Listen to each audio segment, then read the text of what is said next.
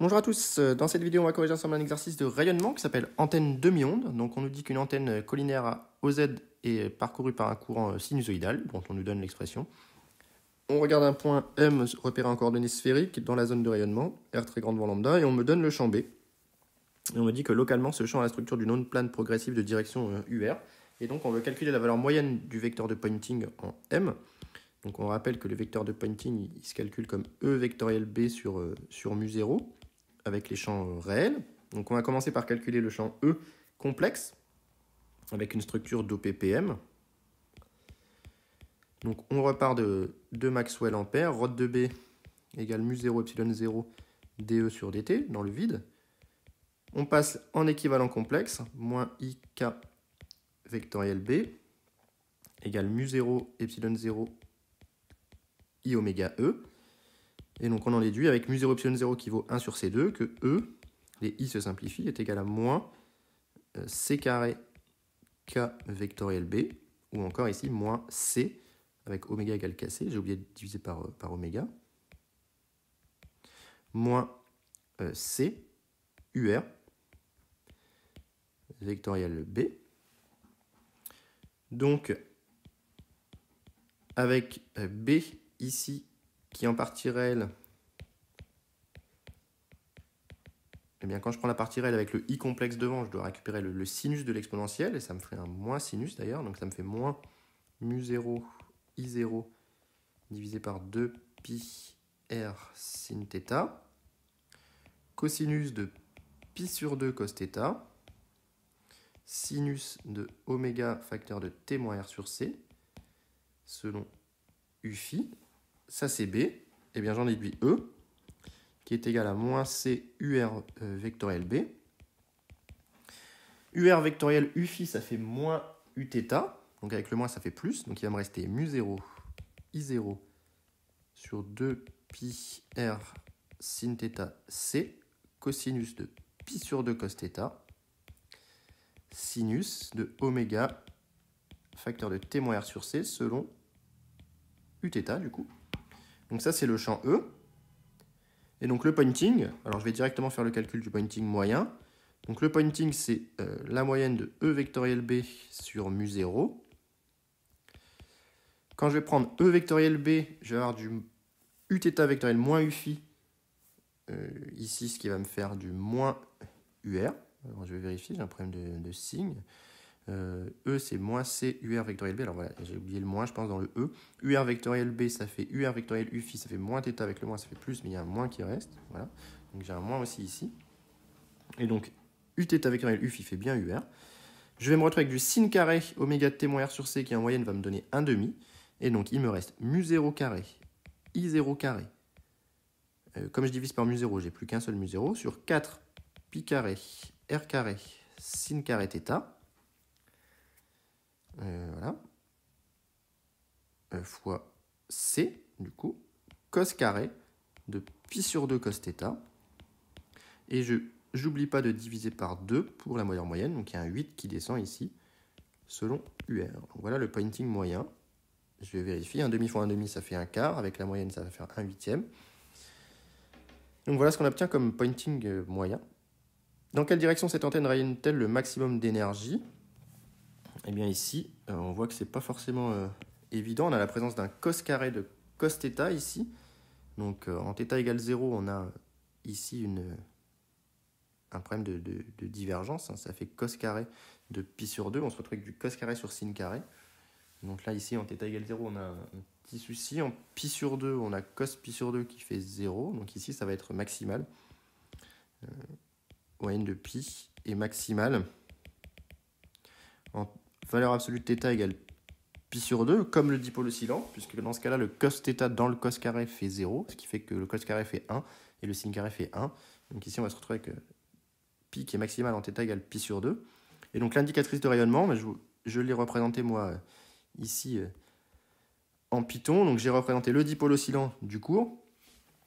Ici, alors attention, elle est tournée dans le sens un peu inverse du cours. Dans le cours, on aurait le dipôle qui serait ici. Et donc là, ici, on a l'antenne qui est là, puisque l'antenne, on nous dit qu'elle est collinaire à l'axe A au Z, et donc on a bien un rayonnement maximal dans le plan méridien. Donc comment est-ce qu'on représente une indicatrice de rayonnement? C'est simplement, c'est le tracé ici de moyenne de pi en norme à R et phi fixés. Ça veut dire que c'est simplement ici j'ai tracé finalement cos carré de pi sur 2 cos θ sur sin carré θ pour θ appartenant à 0 jusqu'à 2pi, tout simplement. Et donc on a finalement eu une émission qui ressemble au dipôle oscillant.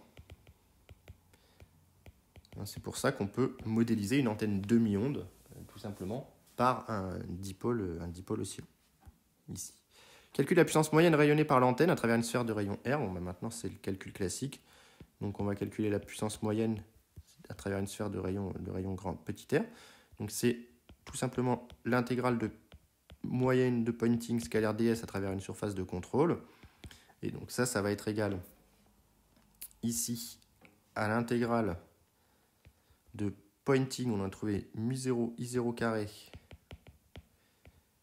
sur 8 pi carré r carré sin carré θ.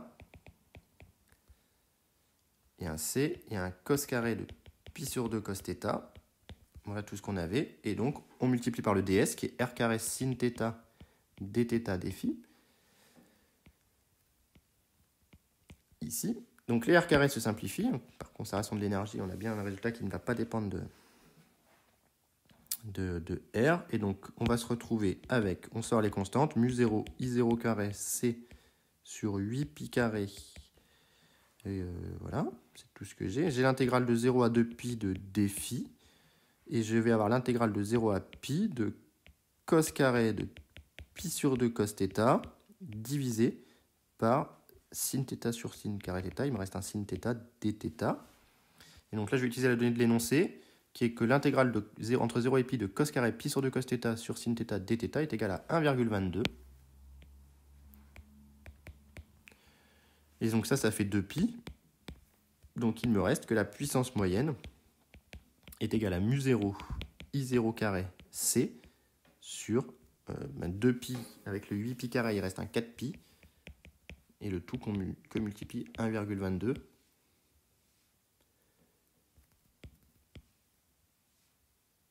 Voilà. Donc voilà ce qu'on obtient ici. Donc ensuite, dans la dernière question, on me demande d'en déduire la résistance de rayonnement de l'antenne, définie par la puissance comme étant R fois I efficace au carré, et de faire l'application numérique. Donc ici, on va déjà faire apparaître I efficace. On se rappelle que ici, I0 est l'amplitude. Donc, I efficace, par définition, c'est I0 sur racine de 2 pour un courant sinusoïdal. D'où, nous, on a I0 carré qui apparaît ici. Donc ça, c'est égal à 2 I efficace carré. Donc on en déduit que la puissance moyenne va être égale à mu0 fois 2 I efficace carré C sur 4 pi fois 1,22. Et donc, on en déduit que la puissance moyenne s'écrit bien, le 2 simplifie ici, donc il reste mu0c sur 2pi fois 1,22 fois I efficace au carré, tout calcul fait, ce qui nous permet d'identifier assez facilement la résistance de rayonnement, R, qui vaut mu0c sur 2pi fois 1,22. Et alors, si on fait l'application numérique, mu0c sur 2pi fois 1,22, on trouve 73 ohms, ce qui est un résultat général pour toute antenne demi-onde à une résistance de rayonnement de 73 ohms ici. Et donc voilà pour la correction de cet exercice qui est assez intéressant dans la mesure où on manipule encore des champs rayonnés, on calcule un pointing, on trace une indicatrice de rayonnement, typique des choses que vous devez savoir faire sur les champs rayonnés. Donc voilà pour la correction de cet exercice, et s'il y a des questions, surtout n'hésitez pas à les mettre en commentaire.